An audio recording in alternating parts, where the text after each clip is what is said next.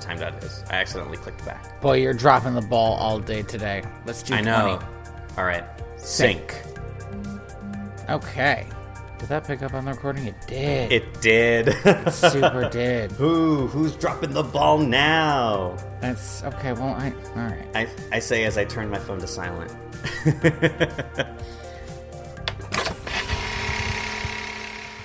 Welcome to Direct to Video.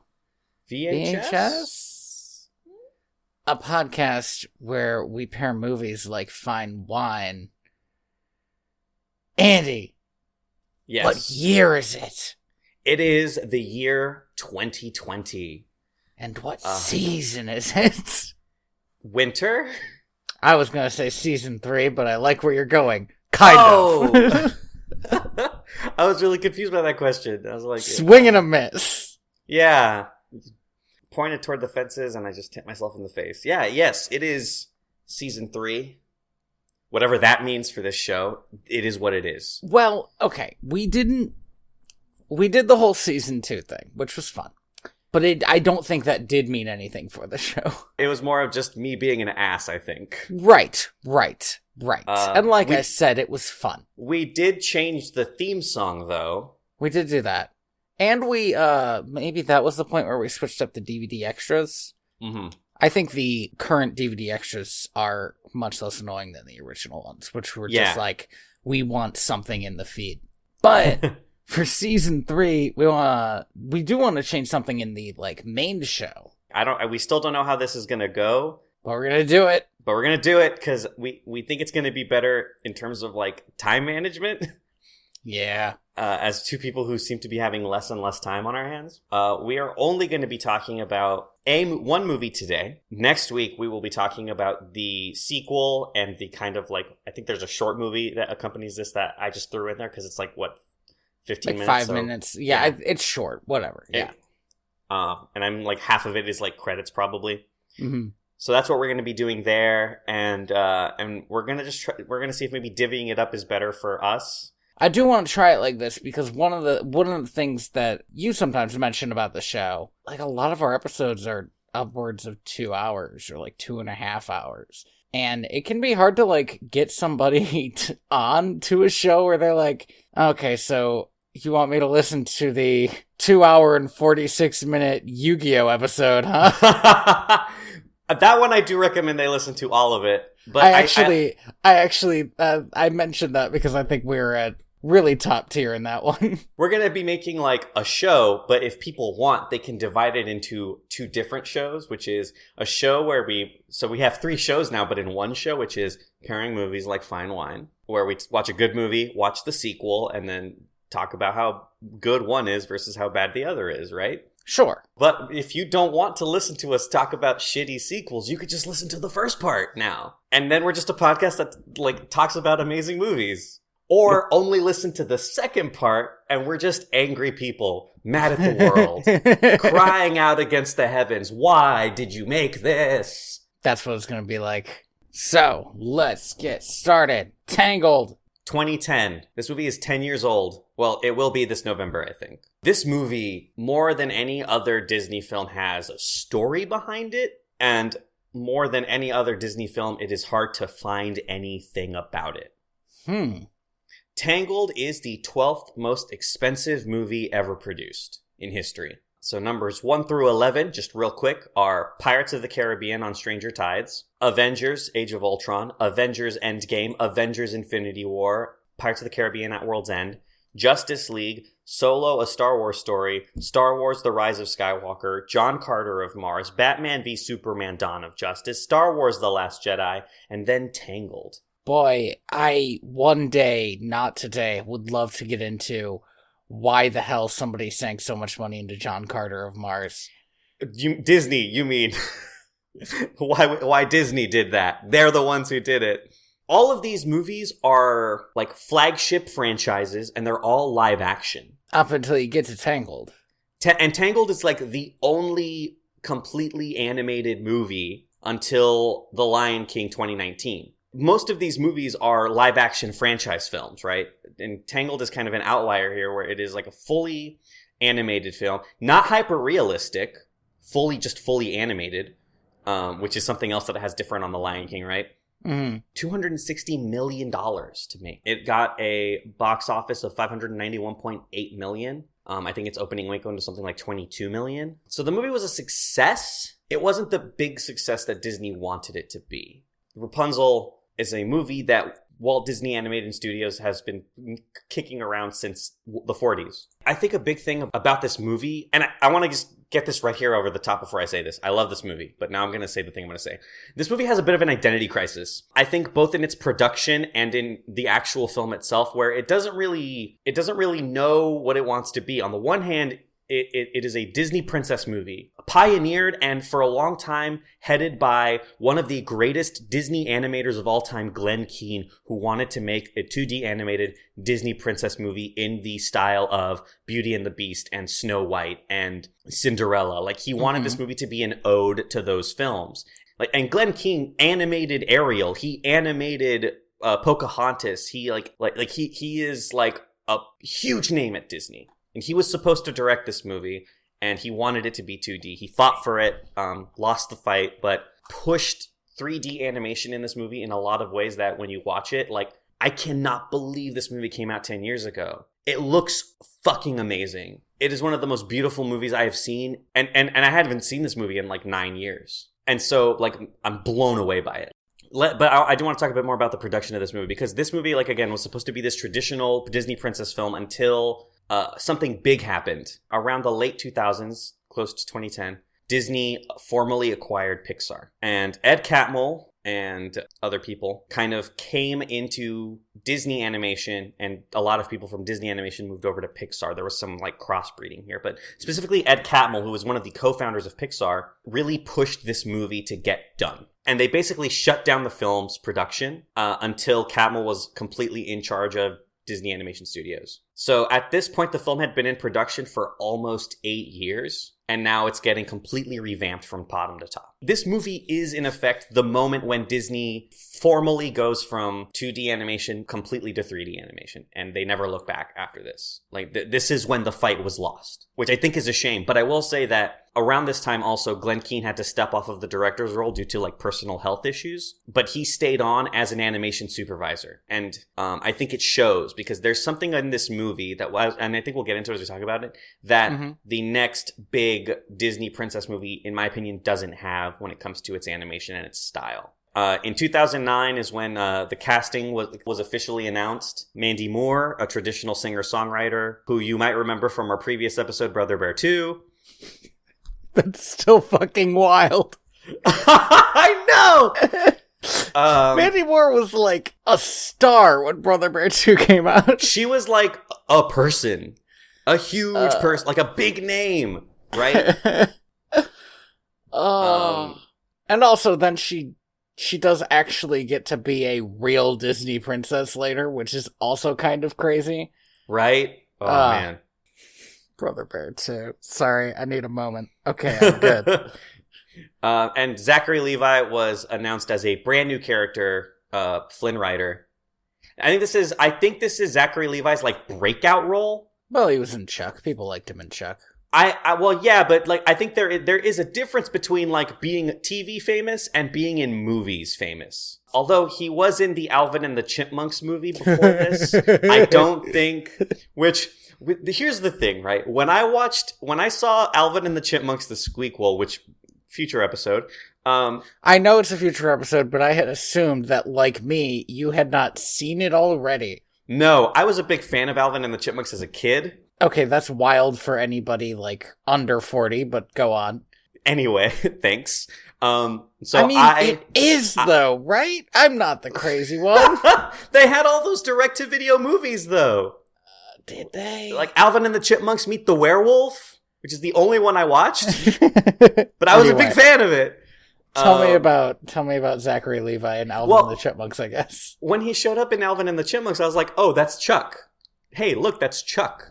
But then, when he showed up in Thor, I was like, oh, that's Zachary Levi. Was he in Thor? Yeah, he was Fandral. Well, in Thor 2. And then we also have Donna Murphy, who kind of steals the show in this movie. She does, but in a way that I think Disney, like, it's okay for a Disney villain to do. She steals the show in the same way Scar does, where you're just like, holy shit. Yeah. Whoever this is, awesome. Mm-hmm. Good work. And all of these actors did their own stunts. This is a dumb joke. Hey, Andy. Yeah. That was a dumb joke. This is stupid. Anyway. The movie was called Rapunzel, I think, up until about a year before its release, when they settled on Tangled as the name, which caused a little bit of a controversy. Yeah, controversy. The word that popped into my head was hubbub. And I guess in some ways it did, but like that's not usually the word for that. Yeah, let's mosey along to this hubbub. Yeah. And be fans of Alvin and the Chipmunks, I guess, because now we're both 60.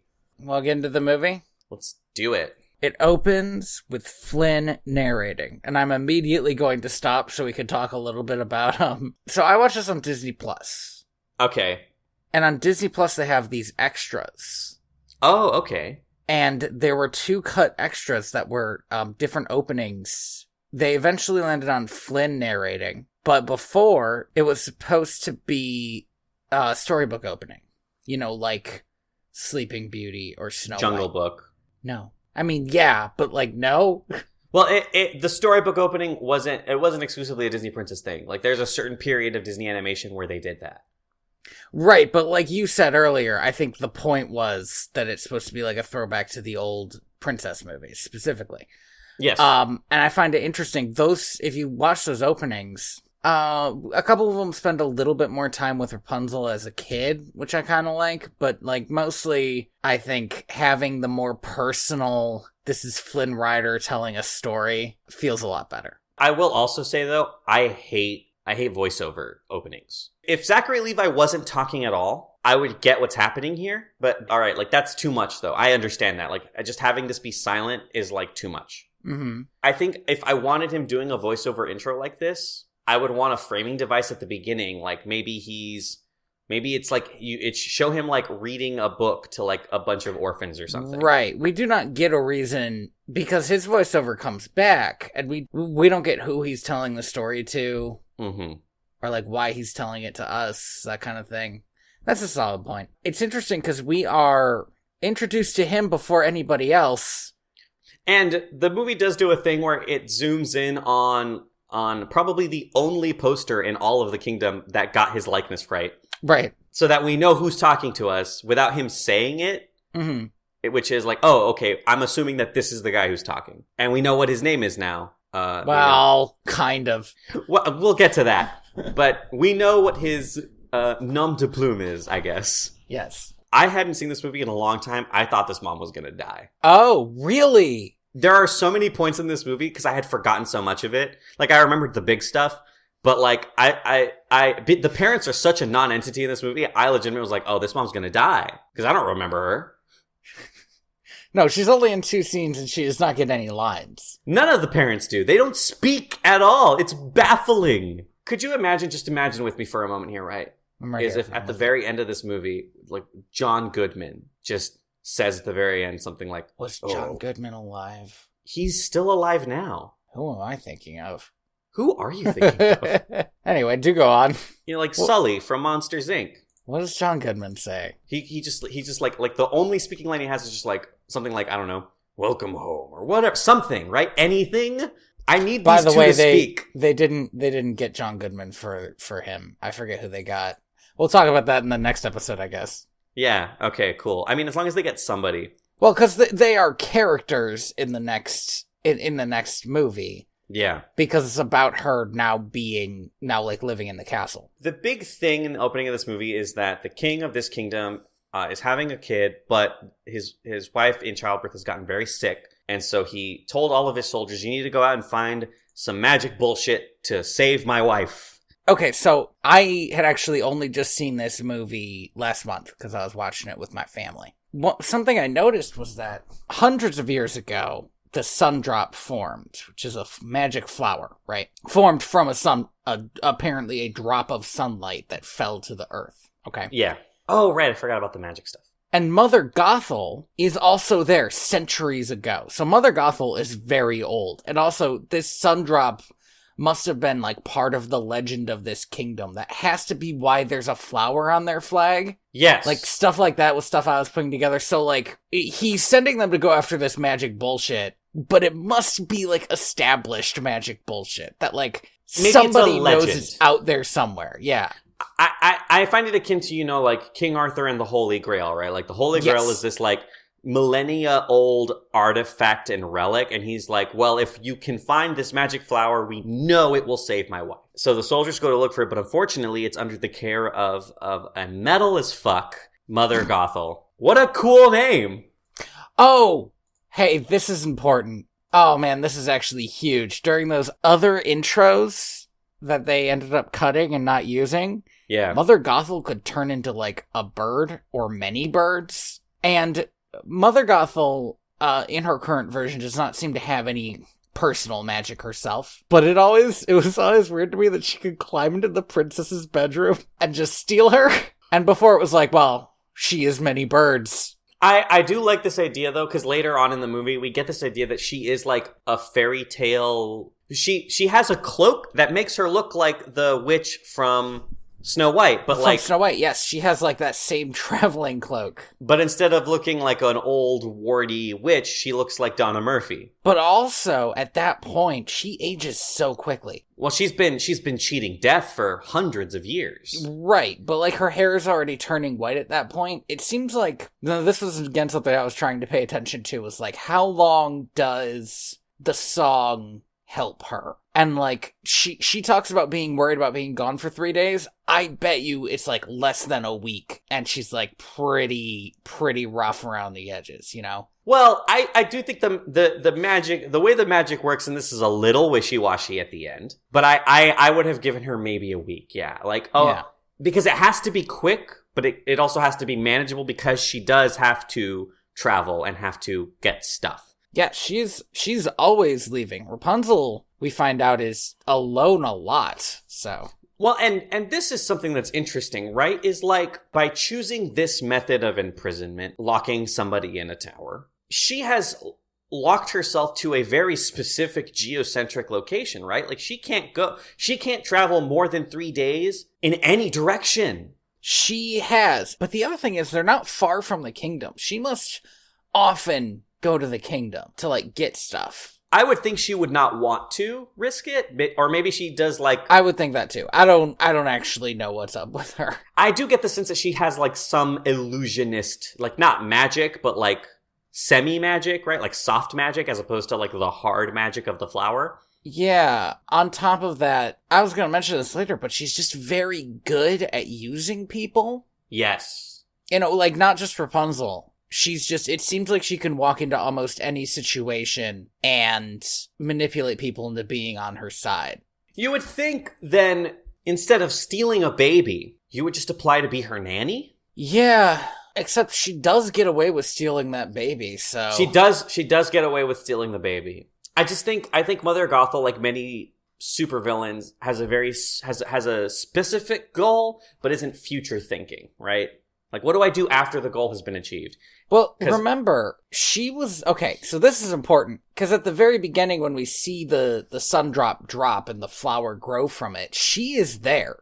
She's waiting for it. And according to Flynn Rider, that is centuries ago. So, that means that she really needed that baby, because like we said, it can't be like more than a week until she's... Oh, maybe she was like at the limit. Right. All right. That's, that's fair. But she fucks up. She has a little grass basket that she puts over this flower. Oh, yeah. Okay. So, yeah. Okay. They take the flower. She knocks over her basket. We've been talking about Gothel for a little while now. She knocks over her basket. The guards find the flower. These royal gardeners. They make it into a soup. They give it to the queen. Now... Here's the thing. These royal gardeners doing the Lord's work, if you can move the flower, why didn't she move the flower? My guess, the way that she treats, the way that she like fears losing Rapunzel later is I think she really didn't want to kill the flower that could keep her alive forever.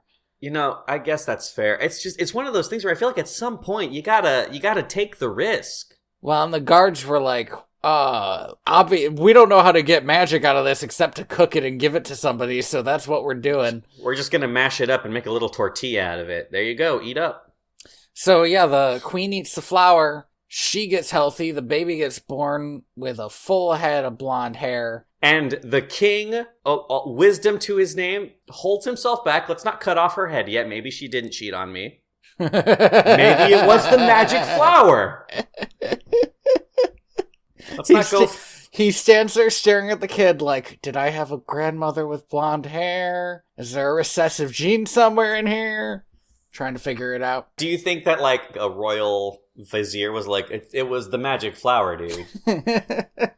Right! The magic flower! The one that saved my dying wife! The yellow glowing magic flower that glowed the same color as my child's glowing yellow hair. Cool, alright. Let's give the executioner the rest of the day off. Do you think the executioner is salaried? I think the executioner in this kingdom gets a lot of work, according to a scene in a later movie. Those cells are fucking chock full. We'll talk about this later. I hate Law and Order in Corona. It is buck wild and terrible. Let's crack open a nice cold bottle of Corona and talk about it. So, I do hate that it's called Corona. It's obvious why, but they should have gone with maybe a different spelling, something. Maybe the Kingdom of Aurora? Aurora is already a princess name, though. Right. It's gotta be something. Anyway, like we said, Gothel kidnaps the baby. She tries to cut her hair. Steals a baby. Well, first, all she really wants is the flower. She thinks she can get it out of the hair, and it doesn't work. If the hair is cut, the magic goes away. This is where I'm thinking, okay, so stealing the baby was like a last minute, oh fuck. Right. She was like, this is just gonna be 5 minutes, I'm gonna go back to my own daughter, and everything will be great. But now she's like, now I need a different daughter. You think maybe she could have done a baby swap? If she had planned ahead, yeah. You know what? That would have been a wild move. Sorry, Frozen would have been a better movie if there was a baby swap. I don't know how that would work, but like, I feel like we need a Disney princess movie that has a baby swap in there. I need a baby swap in one of these movies. A classic, The Prince and the Pauper, right? The Princess and the Pauper? Rapunzel, that's definitely a Barbie movie. So Rapunzel grows up watching the lanterns that her parents and her country send out in mourning on her birthday because of the lost princess. Every year on her birthday, this cool-ass Milky Way of lanterns happens, and she's like, what the fuck is this shit? Yeah, it's rad. So, Rapunzel is an adult now. She has a big day of doing just about everything you can possibly think of to waste time. And I think by the end of it, it's like 8.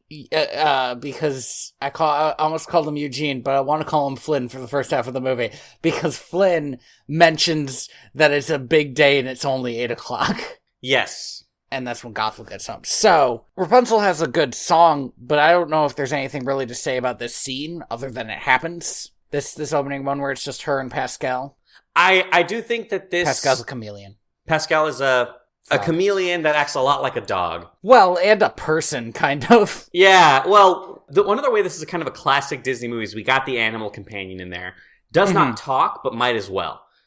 He doesn't talk, but there is a moment during the interrogation of Flynn Rider. The interrogation of Flynn Rider. Right? Where she pulls him aside and, like, has a conversation with him. Yeah, good cop to bad cop. Right. So, like, he doesn't talk, but to Rapunzel, it seems like he may as well. Well, I do think that this intro song is a little bit important because it is an introduction song, right? Like in The Little Mermaid had kind of an introduction song where they were singing about the princesses and shit. Sure, or like Circle of Life or something. Yeah, or Beauty and the Beast had the town song.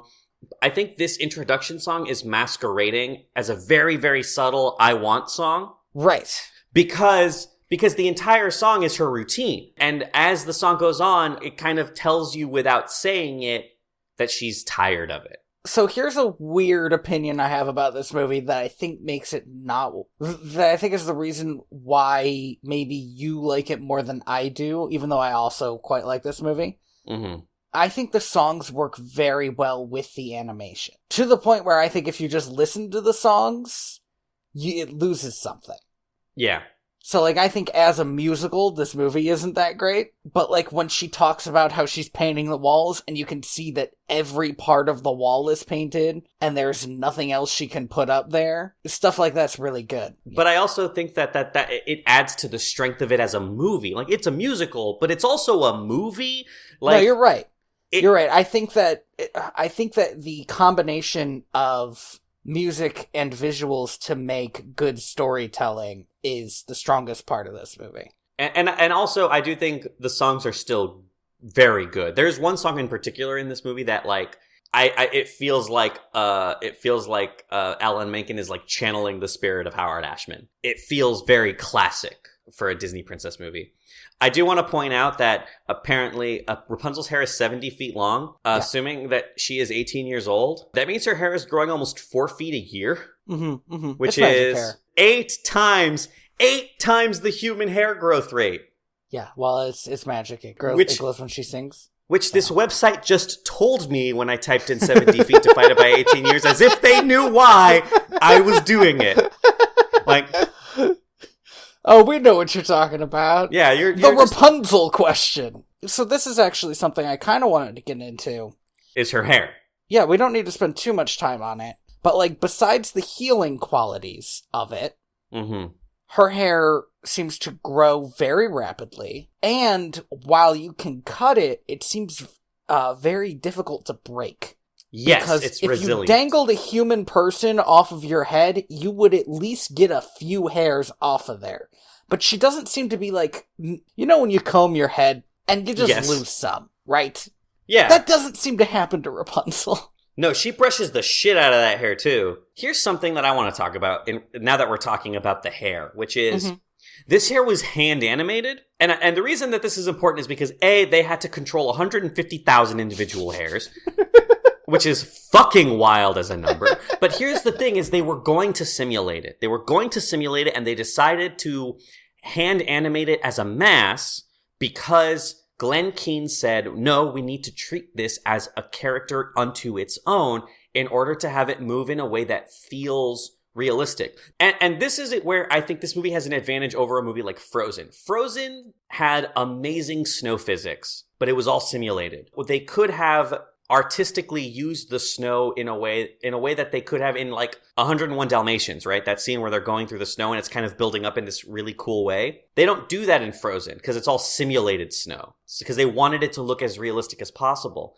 This hair, they wanted it to look realistic, but they also wanted it to move in a way that was fluid and manageable as a character. And this is where, like, this movie is bridging the gap between traditional 2D animation and 3D animation in a way that isn't done after this movie. Yeah, I think that's fair to say. I remember that being my problem with Moana. Moana is a movie that I think looks very good, but they don't play with it the way that you can play with 2D animation, or the way that Tangled gets played with. They do in one particular song, which is the tattoos on Rock Dwayne the Johnson. Is that not just 2D animation? Yes, and just jump into 2D animation? Well, see, that's my issue, is that they have that one scene where they're like, look what we could have done. Look, at this movie could have all looked like this. Wouldn't have that been great?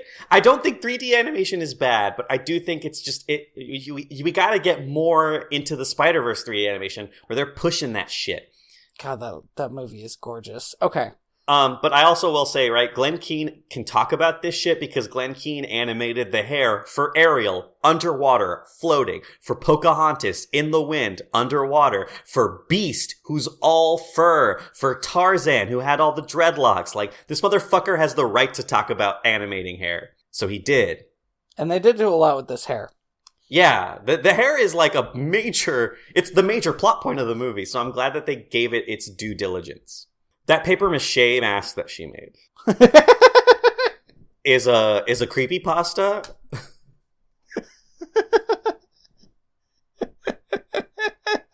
Pascal does not like it. He lost years of his life, of his long reptilian life. So, my boy, my handsome son, Flynn Rider. You know, Flynn Rider is kind of the Disney character that I most identify with. Same. Besides maybe Simba. Same.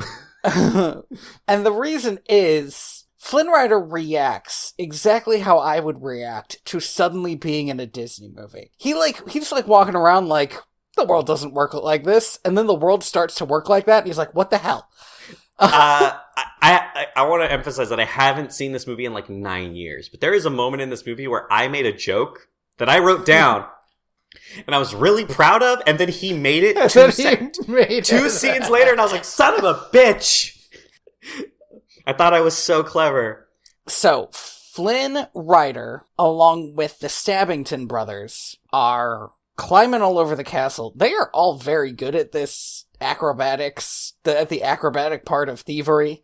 Mm-hmm. The Stabbington brothers, by the way, Ron Perlman, Hellboy himself, one of the ugliest men in Hollywood. He also played Beast in a live-action Beauty and the Beast show in the 80s and 90s. He's a genuinely nice guy. If you follow him on Twitter, he's like awesome. He's constantly shitting on people. Flynn's introduction here reminds me a little bit of like Han Solo's introduction, in that we get a lot of characterization very quickly, and all the characterization is like, this is a guy you like, but he's also kind of a dick. Here's the thing about Flynn Rider is that he sucks, and he has problems, but come on. He's the best, though. Look at that.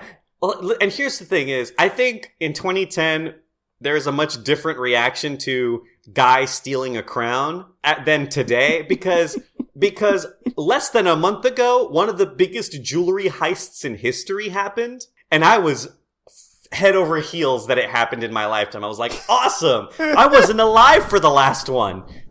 Yep. He steals a crown. Actually, this is huge. He's lowered down like in Mission Impossible. He steals the crown. One of the guards sneezes, and it's not even that he says like, Gesundheit, or anything. Which would have been the go-to joke, I think, in any other movie. Right, he's like, oh, hey, fever. He 100% blows it. And he definitely did that on purpose because he likes, like, the adventure and the chase.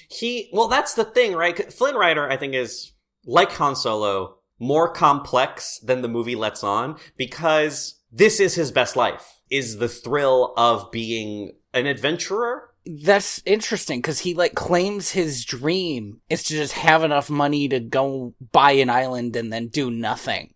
And I think he'd be miserable there. I do think, right, like, there is a version of this where at the end, he gets to have his island, he has all of this wealth and glamour around him, right? And 2 days later, he's gone.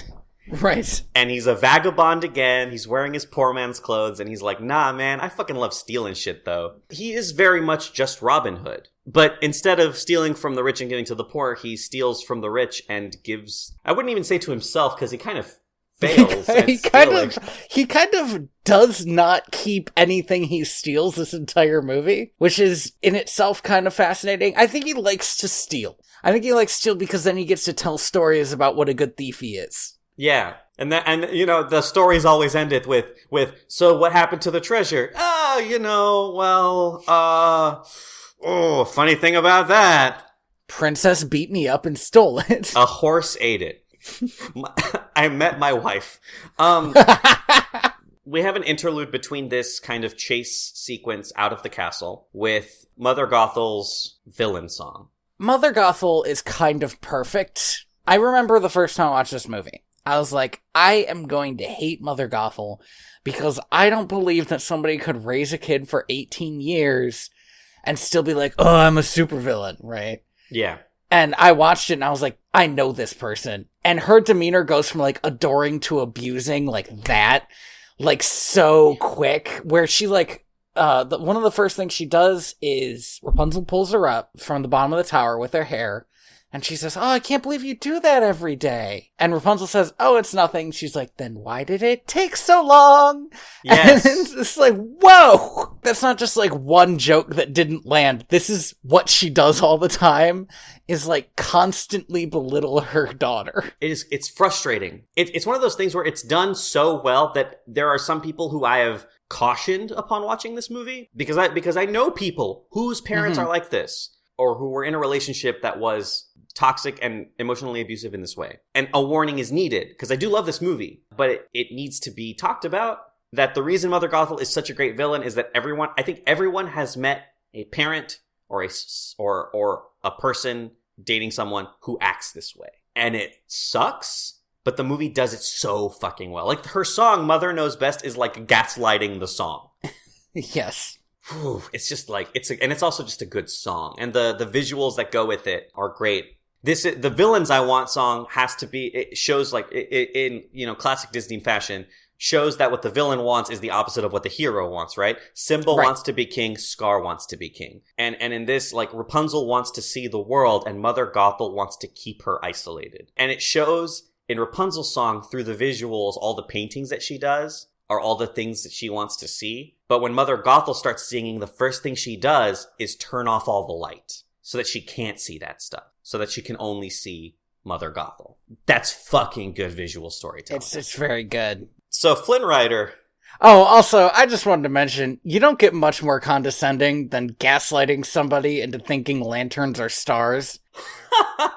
I forgot about this. I get that she's trying to, like, dissuade Rapunzel, but, like, those aren't stars? And it's like, does she think she's dumb?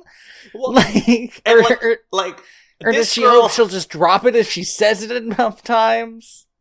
Actually, now that you mention this, because Rapunzel pulls out like a star chart, and she's like, I've tracked the positions of all the stars. And here's the thing. I'm assuming that Mother Gothel didn't give Rapunzel like advanced mathematics and astronomy books to do this, which meant that Rapunzel just casually at some point in her life like redid 500 years of historical physics. God, I want to know what her 3 books are now. I'm sure we could find them. I bet one of them is just a coloring book that's already colored in. Botany, geology, and cooking. So none of those are physics. Whew, it'd be hard. It'd be very hard. It's definitely not impossible, because, you know, like, there are stories of very famous mathematicians just casually inventing all of mathematics because they had to learn it before they got to it. So, you know, it's possible. But again, like, this is a very intelligent woman. You can't just say that shit. But yeah, it's clearly just another, it's an intimidation tactic.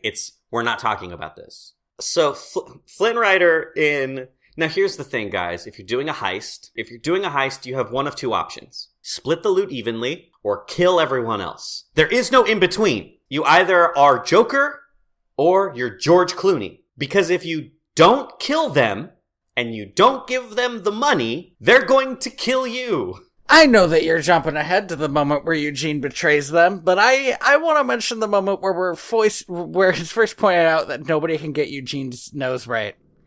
Oh, that's right. This is like 2 scenes before this, but we can talk about it now. We can talk about it a lot of times in the movie. It's not anything big. I just like that he's looking at it, and they're like, it doesn't matter. And he says, that's easy for you guys to say. You look amazing.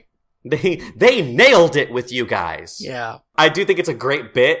And I love the way that they reveal the nose. Like, now that they've set up the bit, the way that they reveal the noses later is really good. So Flynn betrays them with some just good pickpocket techniques. Yeah, he pickpockets a whole fucking satchel, which is impressive. Yep. Maybe he believes that the kingdom will kill them, which they might do, although that seems pretty dark. Oh, well, I mean, they never got back to the kingdom, though, is the thing. Yeah, but the guards were right on their tails, or it seemed like it. Finn, in doing this... Flynn. Okay. Flynn, that's a little faux pas on my part. Flynn decides to betray the First Order. No, wait. Crisscross my wires again. So Flynn betrays them, right? But he still hasn't gotten away from the other. Right. Like yes.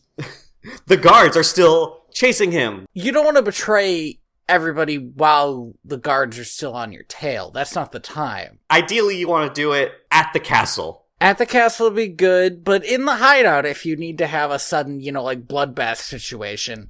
Well, you don't now from the other side of this, which is a story-oriented perspective. Flynn can't murder these guys. No, that's true. It's impossible. He's got to be the lovable rogue, which does not mean killing his friends. I don't know. It's different. I think it's different when an animated character commits brutal murder versus when Han Solo just casually shoots Greedo. Everyone's like, yeah, sure, who gives a shit? Greedo was gonna kill him. That's different. Look, it's very simple. Prince Eric could kill Ursula because she was going to kill him. Yes. But Flynn cannot betray and then kill the Stabbingtons because then that's all his fault. Even though they are called the Stabbingtons, and I feel like that's a bloodline you want to cut short, no pun intended. Like, assuming that their family was named after what they were good at, like the Smiths, you want the Stabbingtons to just stop being a family. Maybe marry into the Bakertons. Flynn Rider chose his name. Maybe the Stabbingtons chose their name. No, I want to believe that that's just their family name. They come from a long line of stabbers. Okay. Flynn does a very good job of losing the guards, all except for Maximus, the best cop in Corona, and also the fucking craziest cop on the force. You want to talk about a loose cannon?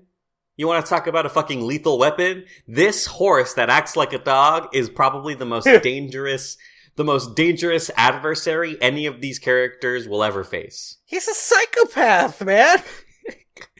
Absolutely, like, cold-blooded hates crime. to an incredibly fallible extent.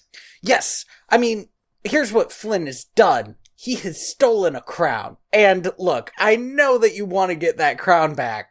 And I know it's the crown of the princess who was stolen as a baby. Look, it's a big deal. Certainly. Sure. We get it. He does, in this scene, try very hard to kill Flynn Rider. He was going to kill Flynn Rider. When all he was doing was climbing out onto that branch to get the crown, and he was like stomping on where his hands were. This is kind of brutal. This horse commits like multiple counts of attempted murder on Flynn. Yeah, Flynn does not have a weapon this whole time. No, but here's a great part about this scene though, right? This is how you do the Looney Tunes bit of running off the cliff, looking down. Mm-hmm. Realizing you're not standing on the ground and falling to your death is them climbing out onto this tree, hearing the tree crack, looking back and going, fuck. And then having it fall. It's super fun. It's incredibly funny. This was one of the first moments where I was like, oh my god, they just died. They're fucking because dead. That's a horse.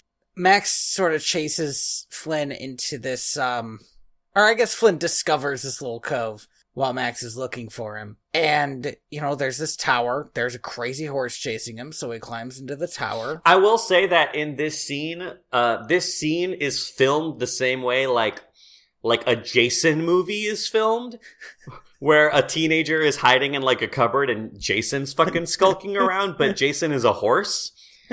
The danger is the same, though. Wait. Really think about that movie, though. Horse just Jason? Exactly a Jason movie. Except Jason's a horse. Oh, man. Wait. So I'm just going to assume the movie's called Horse Jason. Horse Jason. No, I think it'll be called Jason. But a horse. But there's just like a horse on the cover instead of Jason. Friday the 13th. All right. It's like Friday the 13th part, 12 or 13 or whatever the fuck they're on. Friday the 13th part 20. This summer, hay is for murder. Okay. Instead of for horses, Right. Anyway, Flynn gets a concussion. Flynn gets fucking murdered. Here's the thing is, he died. Even if he didn't die now, he would have died one of the other. He certainly died in a moment. 3 times, I think. So Rapunzel beats him over the head with a cast iron skillet. How does it feel to have taken your first life, Rapunzel? She checks him for fangs and all the stuff that her mom warned about. He starts moving, so she beats him again, stuffs him into a wardrobe in the, brutalest scene. So here's the thing, if being hit over the head with a cast iron skillet twice isn't going to do it, this fucking wardrobe malfunction would have, because she hits his head 50 times trying to get She it hits in his there. head and his face. I have 2 broken teeth in my face from when I landed on the ground. Hey, you can't just have your face land on the ground like that. You know what's a good way to mess with his nose forever? I think at the end when she finally gets him in there, like 4 of his fingers are sticking out of the door and she just pushes them in one by one. Yeah. Then Mother Gothel gets back and shuts down Rapunzel's, whole deal. Yeah. It's like, no, you're never going outside. And then she says, great, now I'm the bad guy. Which is good because everything that happens in the last 10 minutes of the movie is set up in the first 5 minutes of the movie. Like, everything is a Chekhov's gun. Yes. Even her saying, okay, well, this is the point where I'm gonna actually be the bad guy, instead of just, like, passive-aggressively making Rapunzel afraid of everything except her. I did write earlier. So before we get to that, right, is like there's a scene where Rapunzel is like trying on the crown. Right. Yes. This again, like this in the business, fucking Chekhov's gun. This is foreshadowing.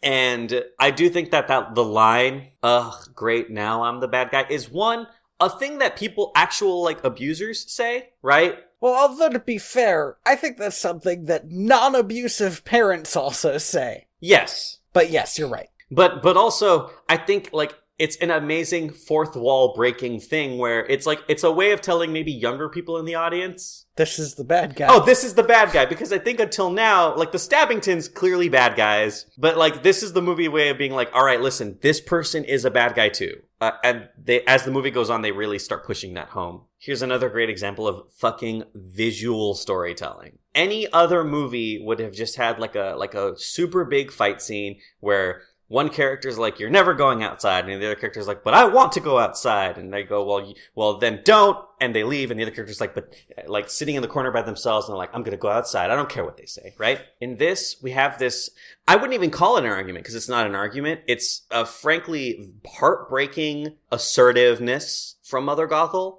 It's not going to happen. As the scene is going on, what Rapunzel wants to tell Mother Gothel is, I beat the shit out of a dude. I committed murder. I can protect myself. I can take care of myself. I utterly annihilated a man. We see her reach towards the wardrobe, and then as the conversation goes on, let go. And she even, at the very end of the conversation, she stands in front of it, and she has so much hair that it really blocks the entirety of the wardrobe. Yeah. And without saying a word, without doing a thing, we have seen her make her choice. And that is amazing. That's really good. Because we as an audience know the choice that she's made, even if it hasn't officially happened yet. And we know it's a direct result of Mother Gothel's shittiness. And then after this, we get to the interrogation of Flynn Rider. Yes, which we have gone over a little bit. Basically, after we get past the, like, why is Flynn here stuff, we get to, what she wants out of him is she wants Flynn to take her to the lanterns. To see the lanterns. And Flynn is not up for this, but but despite all of his best efforts, he could not win over Rapunzel to his side. She does knock him unconscious again. Oh, right, the I've hidden the bag somewhere where you'll never find it. That's a fucking good bit. So this is the third time that he's just been utterly destroyed by this woman. Yes. Definitely died. The smolder happens here. The smolder. I was kind of surprised. I feel like the smolder is such a big thing. It's only mentioned once. I will say, we might as well talk about this now. Flynn Rider is, I guess he's not a Disney prince because he's not a prince. Has to be the hottest love interest. Did you know that there was a, Yes. Yes, I was going to talk about this. Maybe you were the one that told me about this. I think I have, but yes, the, what was it called? The, like, Perfect Man Project or something? They called it the Hot Man Meeting. Okay. Brian Howard, who was one of the directors, had the goal of, we want to make the most attractive male lead Disney will ever have. So they invited, I think, 30 women in Walt Disney Studios to come into a room, collected photos of all of their favorite, and I'm quoting him, we gathered pictures of their favorite handsome men, collected pictures from the internet, from books, from women's wallets. They were very specific about what they liked and what they didn't like. Co-director Nathan Greeno adds, the woman would come in and they'd put up these pictures of the hottest guys they'd ever seen, then point out all the flaws in them. Everybody got ripped apart. Nobody was perfect. It was a very hard meeting to be in as a man. You've left feeling terrible. At some points during the meeting, they even pointed to us as examples of what not to be.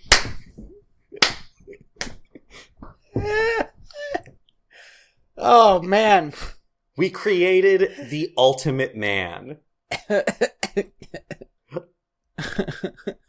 And at this point in his life, Zachary Levi is known for playing nerds. I do not envy him walking into this project. And on top of that, he had to learn how to sing for the role. But man, I think they nailed it, though. I do think Flynn Rider is the hottest Disney love interest. Like, he is yards, leaps and bounds ahead of everyone else in terms of, like, not just physical looks, but just as a character. He is one of my favorite characters. I don't know about physical looks. Like I said before, I think I brought up Prince Eric like twice already. Yes. Like, Prince Eric is hot, right? Yes. Yes.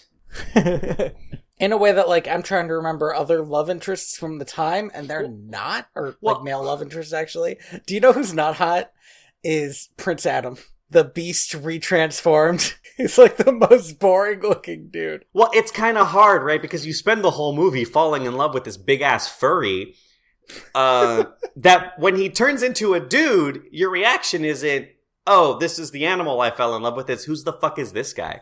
Who's this fool? Yeah, exactly. So that's a different discussion, but I think Prince Charming is often quoted as the most boring looking one. Well, he's only in the movie for 3 minutes. It's not his fault. He only had like 3 lines. Yeah. Does he even have 3 lines? That might be too many. Well, he has 3 verses in a song then, let's say. Oh, I forgot. Yeah, he's in Once Upon a Dream. Not Once Upon a Dream. Wishing Well? I don't know, dude. What are the songs in the first ever Disney movie? It's not important. Did you say the first ever Disney movie? Snow White happened. Oh, that's not the Prince Charming you're referring to? You're referring to... I'm referring to Cinderella. Oh, Charming. Oh, fuck that dude. He looks like a Ken doll. Yeah, right? He's just completely like a fucking washboard of a man. Yeah, he looks bad. You could fucking hang like a towel to dry on that dude and not give a second thought to him. So, where were we in this movie? I think they were about to leave. Here we get a continuation of this is the reprise of the song from the beginning of the movie, which is When Will My Life Begin? And the scene after this is kind of amazing. Rapunzel's mood swings. Yeah. Where she is one moment, oh my god, this will kill my mother, and another moment, this is the best thing I've ever done. And then Flynn goes, you seem really at war with yourself. Which I loved. It's a good line. I think at this point I just remembered the ending and I'm gonna cry. So that's in my notes here. Cool. There is some good as shit framing with this dumb horse coming back. Okay, so Max comes back and blows it for everybody because I don't know if we mentioned this. We didn't mention this. We did not. Rapunzel got her mom to leave for 3 days. I said her mom. Got Mother Gothel to leave for 3 days. She never calls her mom. They're not on that level of, Anyway, she gets her to leave for 3 days by asking for her birthday these paints that are really hard to get. Okay? Yeah. She is gone for like maybe an hour. Not even a day, yeah, and she runs into this fucking horse. Before she runs into a horse and like immediately believes the worst, that the rider of that horse has discovered Rapunzel. It's kind of an amazing scene, though, because, like, you see the gears in her head turning. Like, what the fuck is this horse doing here? Oh, it's a royal horse. Where's the rider? And they are, like, this, like, again, she's only been gone, like, an hour, so they're very close to the tower. Like I said, Max kind of blew it for everybody. He doesn't know, but, like, kind of ruined this movie for people who just wanted a nice, chill, romantic movie. Now there's gotta be stuff happening. I can't believe we have to have tension in this movie. Ridiculous. How dare they? So she goes and finds out that Rapunzel's not in the tower anymore. Meanwhile, Flynn has learned of Rapunzel's fear of ruffians and scoundrels. And so he's decided to take her to a hive of scum and villainy. A hive called the Snuggly Duckling. And, we learn a lot about these a few of these characters in the song, right? Yes. But there's some of these characters we don't learn about. Like Rat Guy. What's his story? There's a guy with like 20 rats on his shoulder, and like, what's his deal? And accordion guy. We never learn why he is chained to the wall with an accordion. Here's the thing, right, is the minstrel is chained up to the wall with an accordion, and he's a super small dude. And I think the movie's framing it as like, oh, he's been trapped by these ruffians and scoundrels to play their music, right? But they're all super sweet dudes. So I have to believe that the moment that ball chain is off, this guy's committing Jack the Ripper level murder. Well, here's the thing. Most of them, I think, at their core, are super sweet dudes. Okay? Yeah. Hookhand, he definitely killed a man. He did admit to committing murder. He confessed. He did straight up kill a man, and he was the one who threw the axe at that guy's head. I think, despite the fact that Hookhand has a dream and helps Rapunzel and Flynn escape, you gotta watch out for him. No, that man is crazy. I think maybe he was a man of circumstance, right? Like, maybe he was put, like, we never know, right? I believe wholeheartedly in the reformation of criminals and convicts, and I think that this man is reformed for the most part. This is by Rapunzel in this song. This is not a conversation to have. I'm just saying it's just not something to focus on. I just wanted to mention that in the next movie and in the series overall, it is sort of revealed that Corona has crazy harsh punishments, right? Yes. The only way that criminals are ever reformed is by becoming friends with Rapunzel. And you know what? Maybe that'll be fine once she's queen and, like, can actually reform prisons. I do think that maybe the parents are the problem here, right? Like, we need to have less harsh because I feel like the immediate punishment is just death. You stole a crown, death. And do you know what I think it is? Their daughter was kidnapped? And maybe they're a lot heavy-handed on crime now. Once a baby is stolen out of the royal castle, like, you gotta, like, there's no quarter given. But at the same time, maybe lighten up. It's been 18 years. Get over it. I don't want to have to tell these people to get over their missing daughter, but man, it is a good thing you did not live in this town. You would have been executed so quickly. Oh my god. Well, maybe have another kid. Maybe have another kid. Well, her mom did almost die that first time. I do guess that maybe maybe this was the mom's only shot. See, here historically, if you get a kid, you can't have any more kids, and that original kid is stolen, I think you just get another queen and try again. So this guy must really love her. Maybe adopt a kid, you know? Do a swan princess. Just find a dead farmer's daughter. I mean, that wouldn't be terrible. Do they have an heir named? We don't know. We don't. Well, and here's the thing, though, is it's been almost 18 years, a little less. Anyway. They sing a song about having a dream. I Got a Dream. I think it's everyone's favorite song in this movie. It's not mine, but it's a good song. Yeah, but it's like the big ensemble song. Oh, a murder totally happened in this bar not too long ago because they painted a line around his body. Yeah, no, I know. That's what I was referring to. Okay, yeah. I just saw my note about that. So yeah, this murder must have happened fairly recently.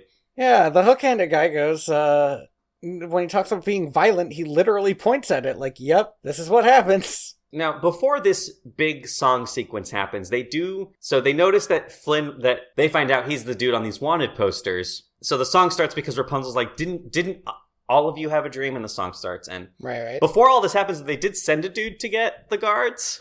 Right. Because they wanted they wanted the reward for Flynn Rider. Yes. But their hearts are changed through the song they sing with Rapunzel, and even a little bit through just the fact that Flynn has a dream, even if it's terrible. Go, follow your dream. Thanks. Not you. Your dream sucks. That hook-handed man, by the way, that's Brad Garrett. Is it? Yes, it is. I spent the whole movie racking my brains trying to figure out who he was, because he sounded so familiar. Here's another one, though. The short thug, the one with the beard who flirts with Mother Gothel a bit. Shorty. Paul F. Tompkins. And two thugs in this bar are also voiced by the directors. And I think one of the thugs is voiced by Jeffrey Tambor. A lot of good voice acting. But yeah, that was Brad Garrett. The guy you get when, what's his name? Kronk? Oh. Damn it. Fuck. Piss shit. Patrick Warburton. Yes. Yeah, so Patrick Brad Warburton. Garrett, the guy you get when Patrick Warburton is busy. Which is mean, but I do think also a little bit true. You think Patrick Warburton's intern just has like a referral line? Like, oh, sorry, Patrick's busy, but here, let me refer you to Brad. No, but maybe they use the same agent. Although Brad Garrett's agent makes him answer his own phone. I'm being really mean right now, and I don't mean to be. He's an amazing voice actor. He isn't in much these days. Brad Garrett is not going to listen to this and get mad at you. So, probably. Yeah, but I still feel bad. Maybe I'll make this the clip and I'll like tag him on Twitter.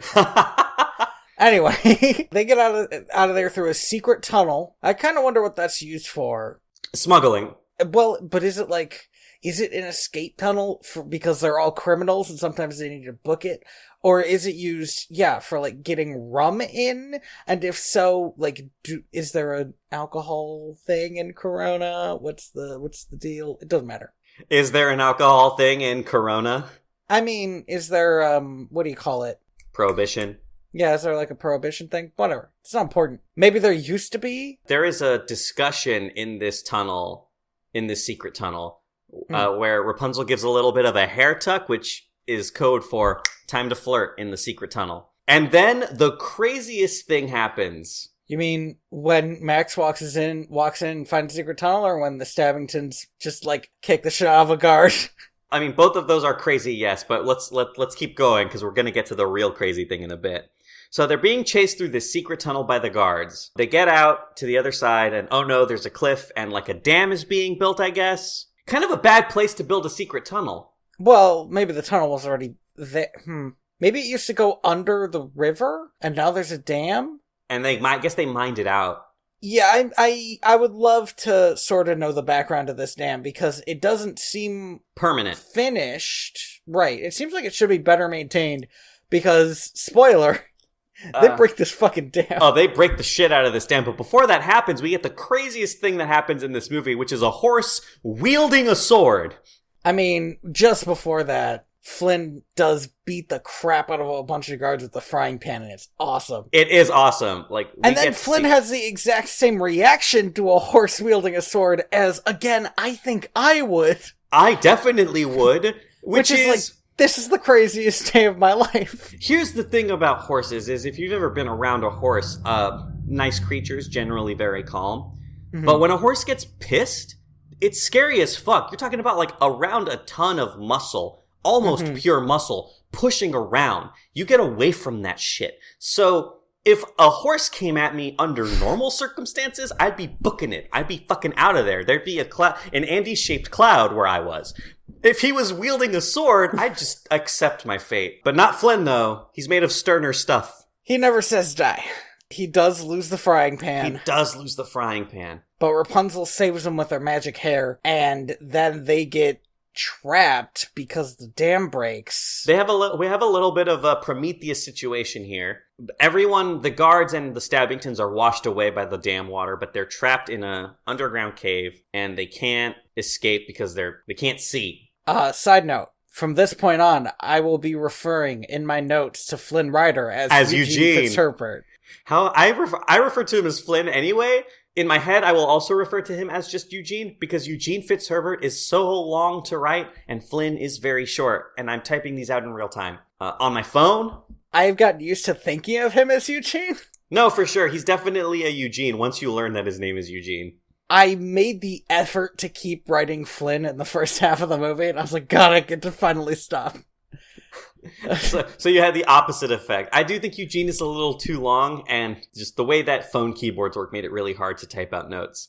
But Flynn gets to feel a little bit what it's like to be cared about. Because while they're drowning, Rapunzel feels bad, not because she's about to die, but because she dragged Finn into it. To me, this is a key turning point in the film, because this is when Eugene, A, admits that that's his name, but B, the relationship changes after this point. Yeah, absolutely. It's like when Belle saves the beast. Yes. You know, this is no longer two people who have basically kidnapped each other. This is instead an adventure. This is now a proper adventure. Earlier, Flynn said, they were now unlikely friends. And now it feels like they're actually unlikely friends, He cuts his hand trying to get them out in a gnarly cut. But then she remembers that she makes her hair glow. So she does it. Here's the thing. I would not have thought of this solution to make her hair glow so that they could see underwater, because it seems like such a mundane thing. It's sort of like how you don't turn on the TV so that you can see a room. Yeah. Because it's not the point of the TV. I mean, you say that, but I do that often. But that's why, I don't know, it felt like kind of a more clever solution than maybe it actually is. Because I feel like on one hand, it should be obvious she has this glowing hair. And on the other hand, it's not obvious because glowing is not the thing it does. It does a lot of cool stuff. Glowing is like a byproduct of the things it does, but it does do that. And I do like that. I like that Rapunzel's the one who figures this out and uses it and does it and saves them. Because, like this whole movie is about Rapunzel learning to be independent. That's her arc, is like learning to believe in herself and making her own decisions. And this is where I got my joke in, because Eugene is freaking out over all of this. Like, it's one thing to meet a woman with 70 feet of hair, but for all of it to glow is, I think, a bit much to process. But she starts wrapping her hair around his hand, and he's like, "What are you doing? What's gonna happen?" And I'm sitting here thinking, Flynn, you idiot, you dumb piece of shit. She's gonna make your hand glow. That's all you know it does. Which is a joke he makes later. I'm so mad about it. So I have important headcanon for this moment. Yes. Okay? I believe, and this is the only way that I can accept the things that happen in this movie. Yes. I believe that fixing Eugene's hand fixed his many head injuries. Because that's the only way, like, he's surviving after a full night's sleep. Maybe the first time she beat the shit out of him with a pan, she just did like a light wrapping and just healed it. We don't see that, though. No, of course we wouldn't. But, I'm going to assume that that's what happened is. And I think he just, luckily, because he cut his hand, he won't be suffering from, like, chronic traumatic encephalitis later in life. Gothel shows up. This scene sucks in a very well-written way. Do you know what I mean when I say that? Yeah, I know, I get it. This is where we see, like, the full extent of, like, her manipulativeness. So this is also, or some of this is also a reprise of Mother Knows Best. Yes. Where, among other things, she does call Rapunzel demented for thinking somebody could like her. Oh, Jesus, yeah. Let's see, she gives Rapunzel the... Earlier in the film, Mother Gothel had gone to where the secret tunnel should have led and found the Stabbington brothers, and she kind of enrolled them into this scheme at this point. Yes, and she has the crown, which she gives back to Rapunzel and tells her to give it to Eugene and see how fast he leaves. So it's a good undermining of basically everything that's happened up till now. Yes. And the reason she's doing this is to eventually manipulate Rapunzel into coming back. She doesn't want it now.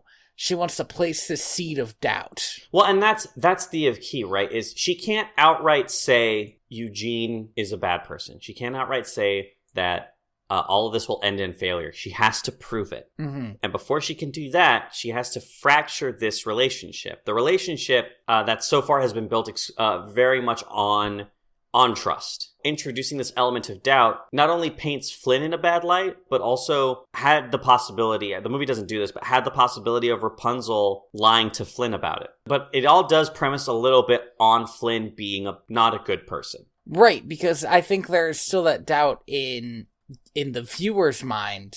If he does get what he wants, will he still leave now? Yes. It's such clever writing. Because it's working on us as an audience too. We don't quite trust Flynn as much either. It's fantastic. It's a fantastic scene and a fantastic song reprisal as well. And then we get a truly terrifying sight: a wet horse. Yep. It's a really bad way to wake up in the morning. And Eugene, he rolls with it for about 2 seconds until the horse starts dragging him away. Until the horse starts... I feel like also low-key beating the shit out of him. Like, he can't catch a break on this road trip. But Rapunzel shuts that down by doing a bunch of, She does the doe eyes, man. Yeah, but she also does, like, a lot of what you would do for a dog that you need to calm down. And then he starts acting like a dog at this point, too. Oh, this movie's flawless. Okay. Horsetails do not wag that way. Oh, well, I mean, it's just to get, that feeling across. But a horse's tail is made up of individual hairs, so it can't all wag like one big mass. There's nothing under that hair. It's the only thing about this movie that really bothers me. I forgot that. The tail part's, like, way shorter than the hair part. That's why it can be... Because I've seen those in, like, braids. Yes. And you couldn't do that to a dog tail because there's a thing there. I mean, you could, but the dog wouldn't like it. You shouldn't, though. But here, and the other reason is because, like, horses will use their tails to, like, whip at flies and stuff, and it hurts like a motherfucker if they hit you with it. If the end of it catches you, it could even, like, cut you a little bit. It will definitely irritate your skin, though. I've gotten some, like, nasty rashes from being whipped with the horse's tail. It's just one of those things where I look at it and I'm like, oh, come on, guys, you could have just done 2 more seconds of research here. It's okay if your horse acts like a dog, but at least make the horse anatomy right. It's fine, it doesn't matter. Shrug. Yeah, so Rapunzel wins this horse over real quick. This is, as much other stuff is good about Rapunzel and her character, the thing she seems to be best at is making friends. Yes, that's her superpower. Yeah, is she can, like, these two are actively at each other's throats, and she convinces them to not be for the day. Which will eventually turn into them seeming to genuinely like each other. Well, in at least a bit of a in a contentious roommate kind of way. Yeah, contentious way. Yes. Like, we don't like each other, but we live with each other kind of way. Well, it's more like they're like anime rivals, right? Where, like, you don't like your rival, but you sure think about him a lot. What you're saying is what Flynn needs to do is he needs to defeat this horse in combat so that they can become best friends. I'm thinking about that Kate Beaton comic. Oh, he needs to sleep. You think Flynn sleeps with a picture of the horse under his pillow? No, but I think the horse might sleep with a picture of Flynn. With one of the posters. No, he eats them. For power. To feed his rage. I get it. Yeah, you're right. This montage of the Festival of Lights, yes, has to be one of the best feeling parts of this movie. This is another bit where I really think that the animation and the music really come together to tell the story really well. Although there are no lyrics to this part of the music, but no, I do think the music carries a lot of weight to it. It's the equivalent of a big dance number in a musical, right?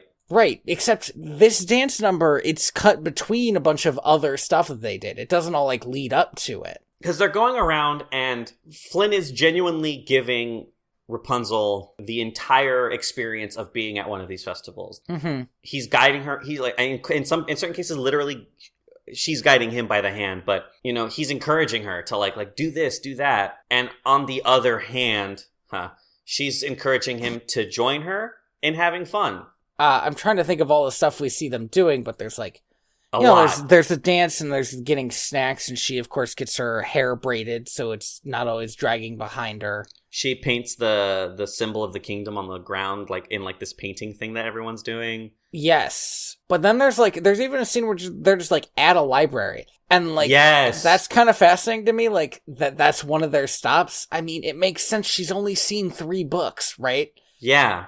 So, like, she would love that. You're telling me that this book labeled Astromeny did all the shit? God damn it. All that work. And somebody already tracked the stars? A lot happens in this scene. It's a good chunk of the movie. Mm-hmm. But I didn't write any notes on it other than this movie just feels good. Like, this part of the movie is just, it's the dream. Yes, this is what she wanted. And we're gonna get to what the actual dream was actually about, but, like, this is it. She gets to be out, and she gets to be near all these other people.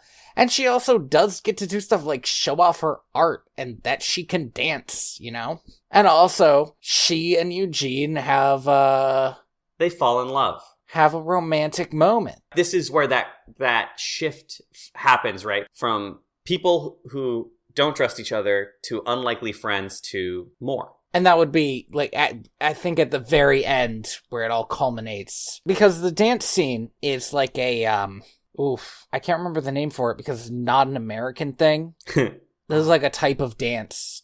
I've done it.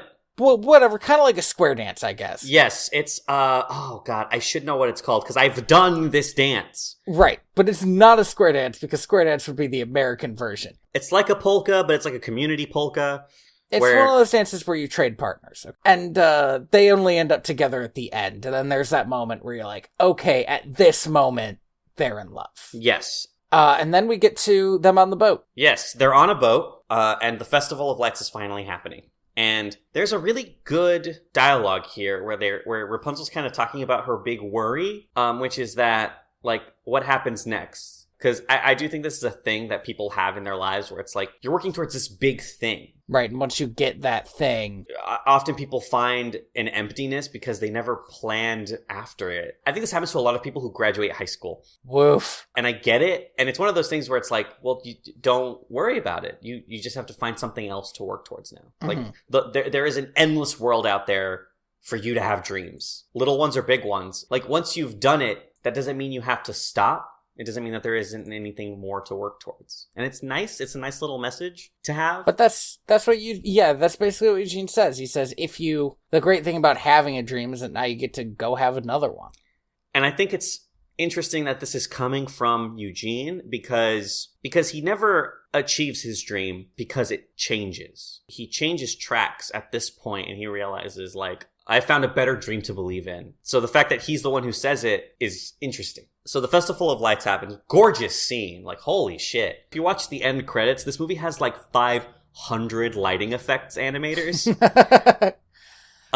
If you really think about it, I didn't think about it until just this moment. They're over water. So, like, that's like a good fuck you to any lighting effects animator. Yeah, there's like speculative highlighting and mapping and scattering and just like literally 500,000 things that every single one of these 500,000 people has to worry about. And on top of that, you have all of the hair, and it looks amazing. And the song, I See the Light, is really a love song. It's the kind of song that I like, and that you have also said you liked. Oh yeah, no, I like it. I like it a lot. So I really enjoy, and I don't know what it is, I really enjoy duets where the people can't hear each other singing. Singing? Yeah. Yeah. Cinderella notwithstanding.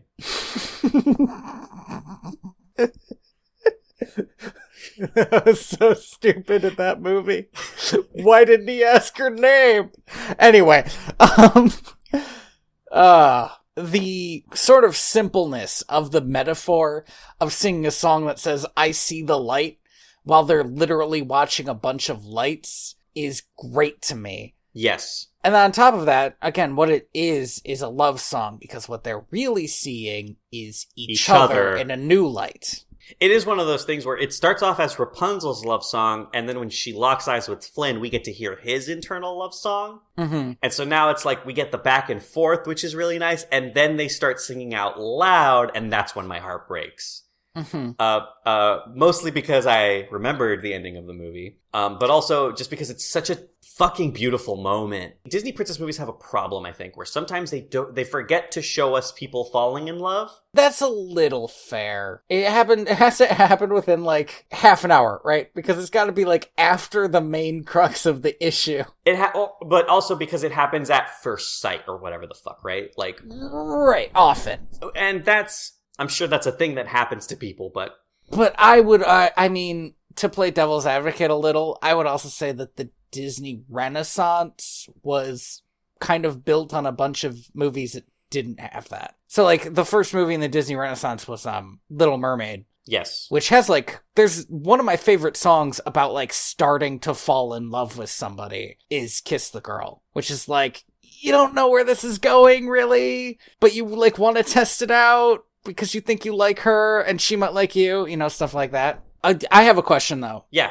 How long does it take to kiss a person? a couple seconds usually. If you were about to kiss somebody and you saw your friends / the people who wanted to kill you... I feel like those are two very different groups of people for most people, but I get what you're putting down. Well, yes, sure. Frenemies, we'll call them.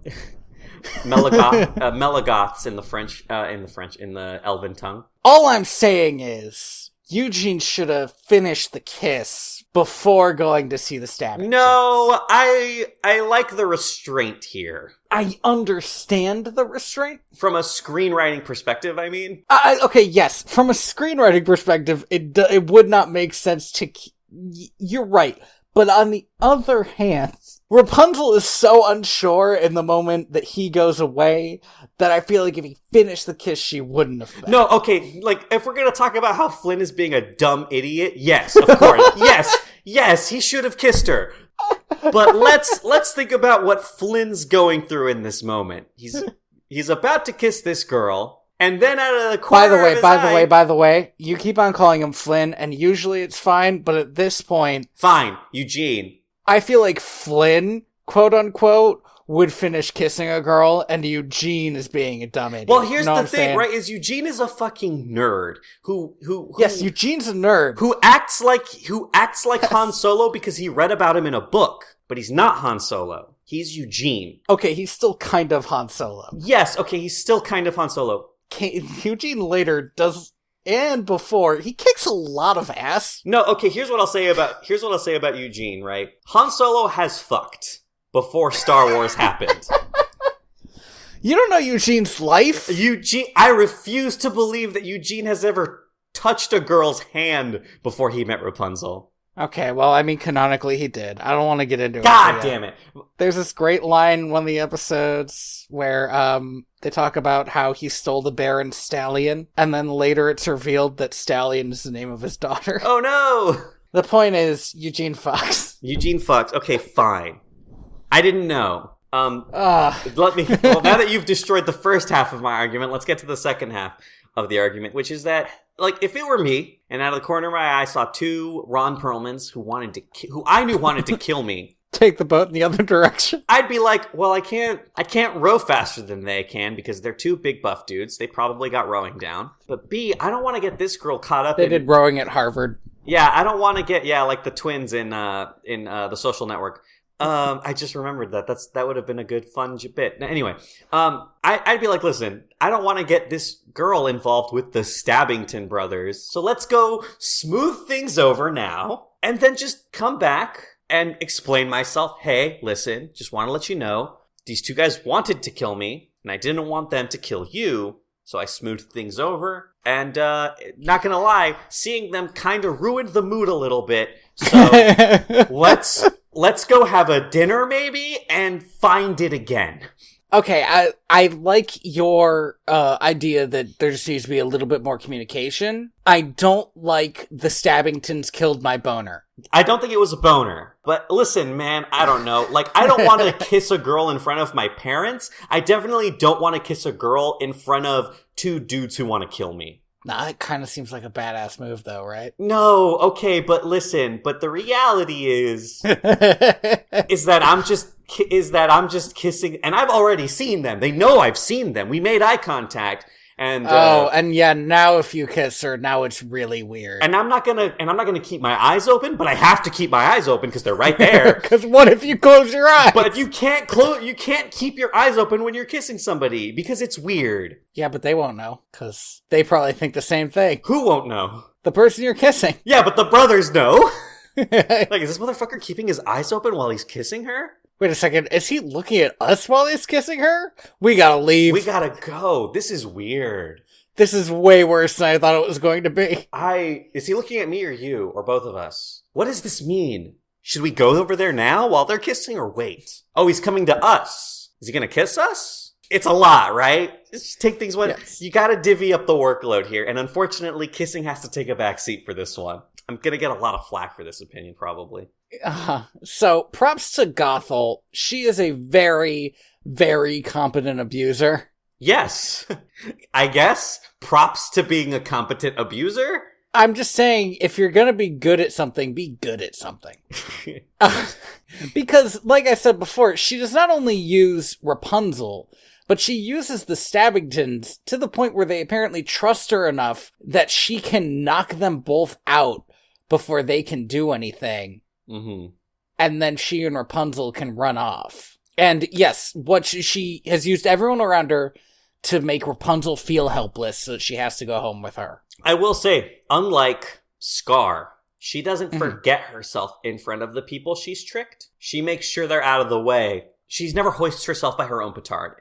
She's a very competent villain, which makes her a little bit more intimidating, I think, because she would have gotten away with it. Yeah, if it weren't for those meddling kids.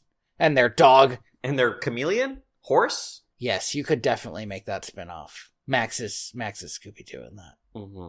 I don't know. I feel like you gotta have them talking. Yeah, well, then there's the problem. Is there a Hanna-Barbera with a talking horse? I feel like there had to have been, right? There were like 500 of them. But it wasn't one of the big ones. No, the big ones had like a shark. The car, a talking car. The car and the shark. The ghost, the Civil War ghost. The Neanderthal, Captain Caveman. Yes. Here we go. Tiro Loco McGraw. I just looked up Hanna-Barbera talking horse. I'm glad you found it. And now that I see him, I remember him. Anyway, Eugene has been tied to a boat and pushed off towards the guards. I guess toward the prison. Yes. With the crown. And Rapunzel has been taken by Mother Gothel back home. Whoever you want to check in on first, I guess. Well, I would like to say that I do like that in that scene where if you look really closely, you can see the ropes that have tied Flynn to the boat, which is a good touch. I feel like a lesser movie, Storm Princess, wouldn't have shown the ropes. I guess let's check in on Flynn and the Stabbingtons first, since they, So, yeah, Flynn is sentenced to death for stealing a crown, as we mentioned. Yeah. He is taken, down this long hallway. No trial. No, absolutely not. But why would they need a trial? He had the crown. And he was trussed up for them. Like, this stinks to high heaven. But they're like, nope, we got him. Well, that's the thing, right? If there was a better cop here, like a Columbo, he would have been like, I don't know, I smell something fishy here, man. Maybe something's going on. But I think at this point, these guys Andy, are just... there is a better cop. Okay. He's a horse. Right, you're right. That's literally what's about to happen. Okay, but that horse was a little bit bribed by Flynn here. He was. We didn't talk about this, but Flynn... The thing you're about to say is probably one of my favorite parts of the movie. When they're going to row out and have their romantic honeymoon, Yeah. in order to ensure Maximus will play nice, I guess, while he tries to kiss this girl, he throws him a bag of apples, and he's like, don't worry, I bought them. Most of them.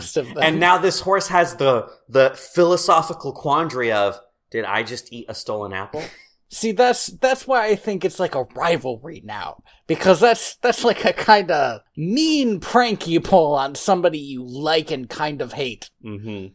So, yeah, Eugene sees the Stabbingtons, beats the crap out of two guards. Oh, man, this is, I think, the most badass moment that he has. Yeah, runs over to them, and they admit that they know about Rapunzel because of the old lady. And he realizes who it has to be, but he can't help her. And he is dragged into the next room where he sees a ceramic unicorn, and then all hell breaks loose. This has got to be simultaneously the sloppiest and yet most effective prison break I have seen in a movie in a while. Okay, so here is why I think it is like this. It is, one, it's effective because Max definitely planned it. That's the thing, right? Is the horse planned the break. Right. And it's sloppy because it's all the random thugs from the Snuggly Duckling doing it. Work with what you got, I guess. I do think that the plan started with, all right, we'll just launch him out. I know he can survive falling from a cliff, so he can survive this. Now, how do we get there? The scene where they launch him, which was, all right, stand, what was it? Hands up, elbows out, knees bent, feet apart. What, feet apart? That would still hurt. Are you kidding? He landed, like, directly on his groin. You wouldn't be able to see. Like, that would be so much pain. He should have spent a majority of the horse ride to that tower groaning in pain and whispering thank yous. Like, I know this was your idea. Thank you so much. Just give me a moment. I really feel like I'm to this point, we never really understood each other. that confession would have been better if he said it in between, like, groans of pain. So he lands on Max, who then just jumps off a freaking roof of a prison. I do not like this shot that happens here, this fucking Transformers-ass shot of the little girl watching a horse jump from rooftop to rooftop. Like, this is, like, peak Transformers, so I know why it's there. We're, like, in the middle of that. Fucking Bayhem.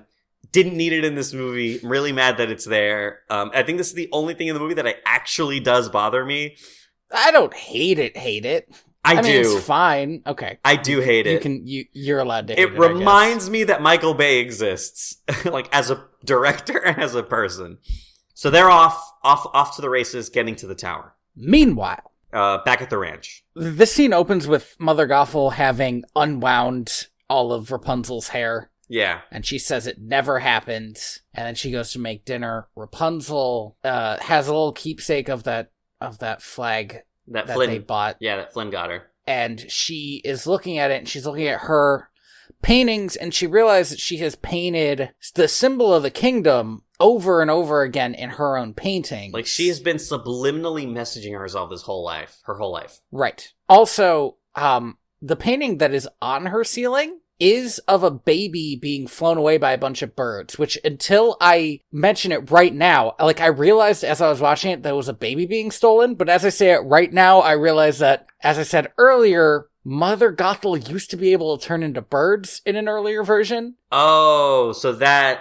I think it's just like that. I think it's just not subtly...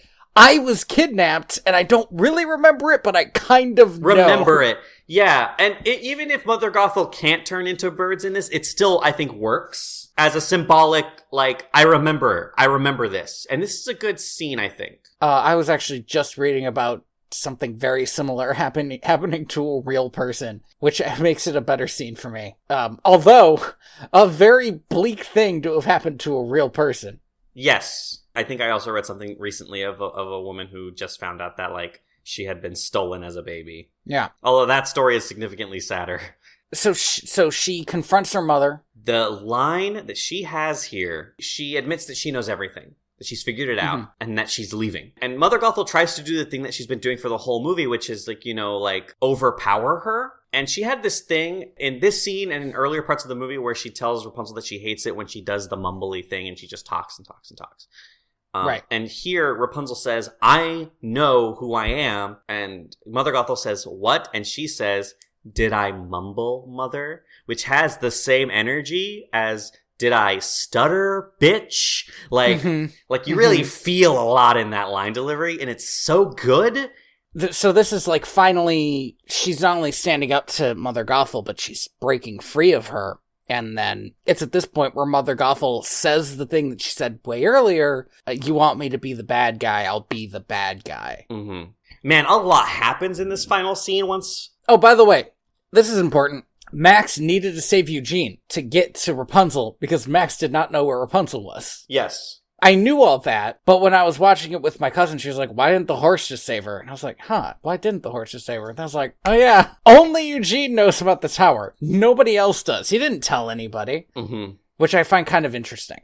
Yeah, well, I mean, he wouldn't, right? Like, by the time he gets to anybody that he would tell, he wouldn't. Well, and also, it makes it so that him going to save her is earned. Yes. Because it takes so much time to break him out and then for him to save her. Like, why didn't just the other guys save her? It's because, well, they couldn't. He was literally the only one who could. He climbs up her hair to get into the tower. And we do get the classic line from the fairy tale here, which I think is nice. Because in the story, it's like a chant, right? Like, Rapunzel, Rapunzel, let down your hair. But in this, it's like panicked, like... He's yelling her name over and over again, and he gets to the tower and he's like, let down your hair! But it comes off as the fairy tale, and I was like, that's super clever, like a twist on that. Yeah, I like that. He climbs her hair to find her chained to the far wall, and Mother Gothel, in the other Chekhov's gun that we didn't mention, one of the other Chekhov's gun that we didn't mention, is just this knife that she's had the whole time. She finally gets to stab somebody with it. She just stabs the shit out of him. She fucking Julius Caesars him. Yeah, she does. Right in the side.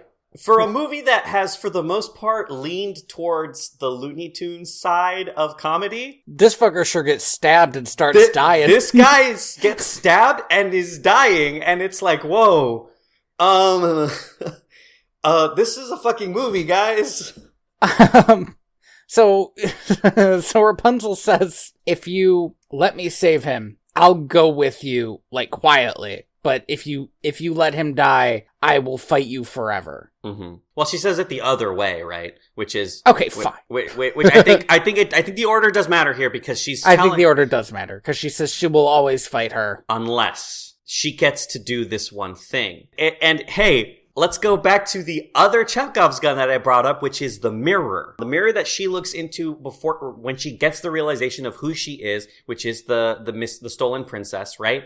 Breaks during this scuffle. And the fact that this mirror came back like a fourth time as a Chekhov's gun is fucking amazing because Eugene doesn't want her to make this choice. Basically, the fact that she has magic hair is keeping her a prisoner to the one person who knows to take advantage of her magic hair. So he makes the choice that she couldn't. Later referred to as the most dramatic haircut.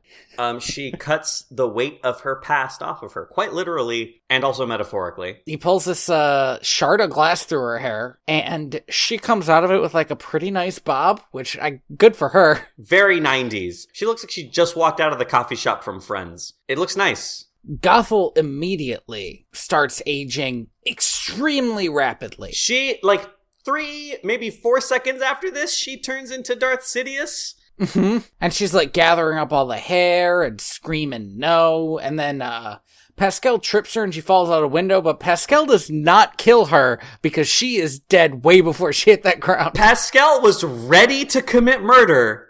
Like he was there, ride or die. But she turned to dust before she hit the ground. But he was ready. Well, that's the thing that you need to understand about the cute animal sidekicks, right? Is they can commit murder. They get one freebie. Yeah, my favorite part of Pocahontas is when the raccoon just pulls out a fucking gun and shoots the governor dead. It's just that one did have a gunshot as part of the plot of... That's why I used that one. Yeah, it's funny because in that one, he saw the gunshot and he's like, actually, no, fuck this. But I think Timon and Pumbaa's hands are pretty bloody. Oh, Timon and Pumbaa, like, in the second Lion King, probably did kill some lions. And in the first movie, definitely killed some hyenas. So they hit apex predator status by the end of those two. Yeah, they're never turning back. We only eat carnivore meat now. Pumbaa, from now on, we only eat carnivore meat. This is getting too much like the wild.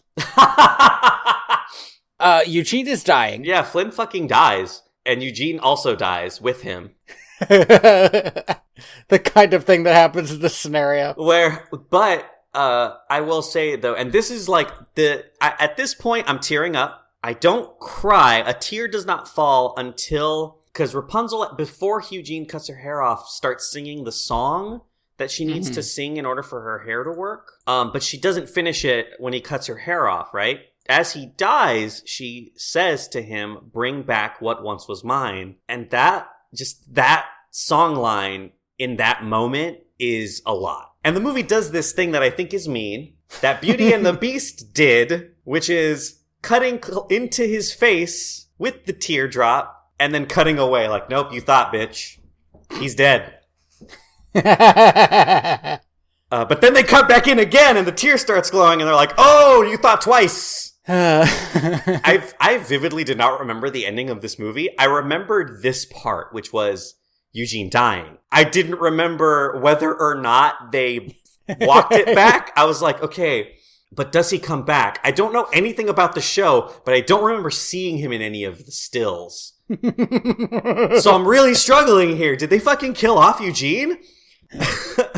It got me. Like, for a split second, I thought, though, that maybe they were just gonna let him die. They didn't. And I did cry. But he doesn't die. We wrap up the story, like, real quick after this. We do get to see a pretty intense... So, like you said, there are no voice actors for the king and queen. So we only get to see their character models. And we didn't mention this before, but the king in the last scene that he was in looked so old and tired. Yeah. Because while everybody else was out celebrating, they were thinking about how their daughter had been kidnapped. And how she still isn't back. And so then there's this very intense scene where they're like running to the front of the castle because somebody has, told them their daughter is back. They have this big hug, and then Eugene's voiceover comes to wrap it up again. On the one hand, I think it's cool that this is all wordless. On the other hand, I do wish one of them had dialogue here. Just something.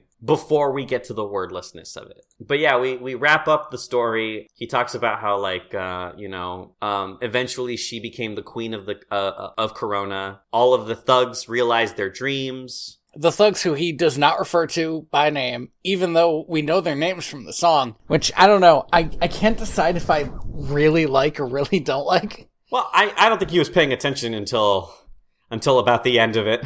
He mentions that eventually, after a long time, they did finally get married. Or he finally said yes, he claims. Yeah, he claims. Big claim.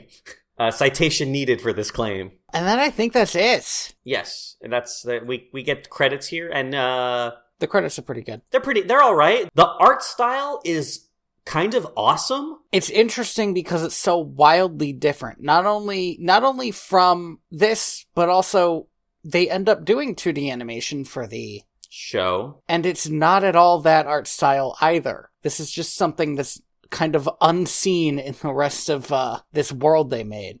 This movie, I think we both kind of said multiple times over the course of this episode that we both like it. How do you feel about it kind of as it stands with the other kind of major Disney films in general, but specifically Disney princess films? I kind of take one of your major points about it, which is it kind of redefines what a princess film is. Mm-hmm. In a way that, like, Little Mermaid did. Yes. And then it, defines it again 20 years later? Jesus.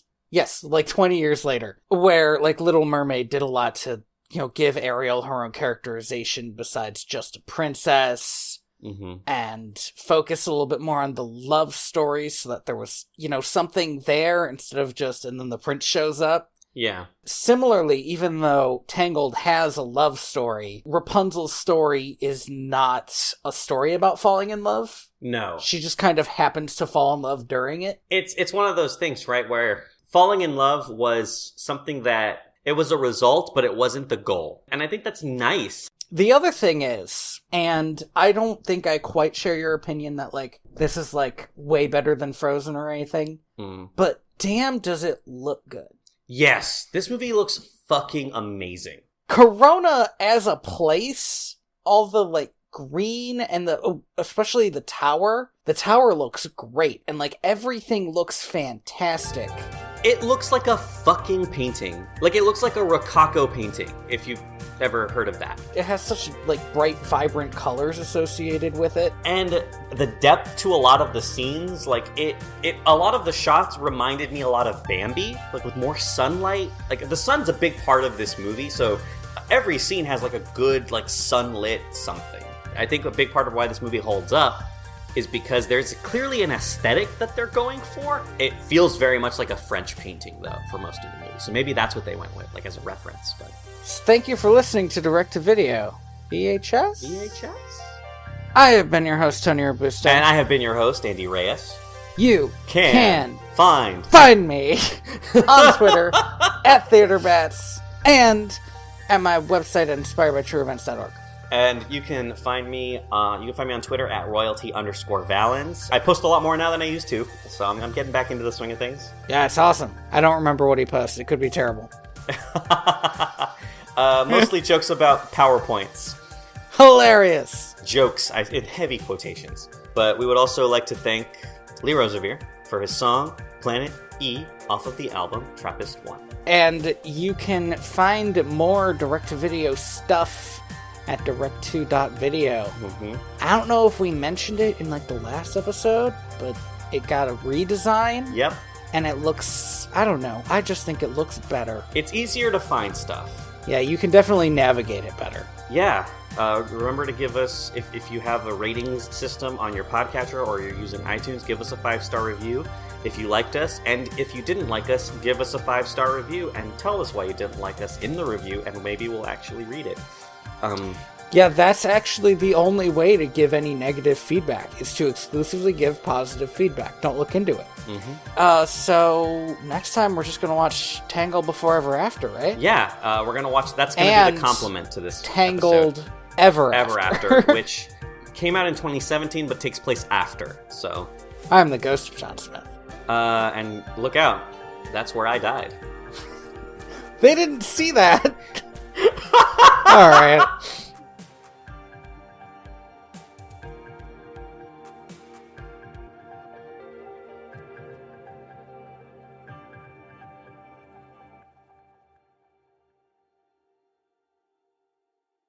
At the end of this movie, they have a map of the major parts of Corona, and you can see that Eugene has labeled parts of them. And I did look over and tell my girlfriend who was watching the movie with me, I kind of wish he wrote "That's where I died" and pointed to the tower. All right, well now I demand that you watch this video I sent you. Okay, let me just press play then. Watch your step, pal. That's where I died. See?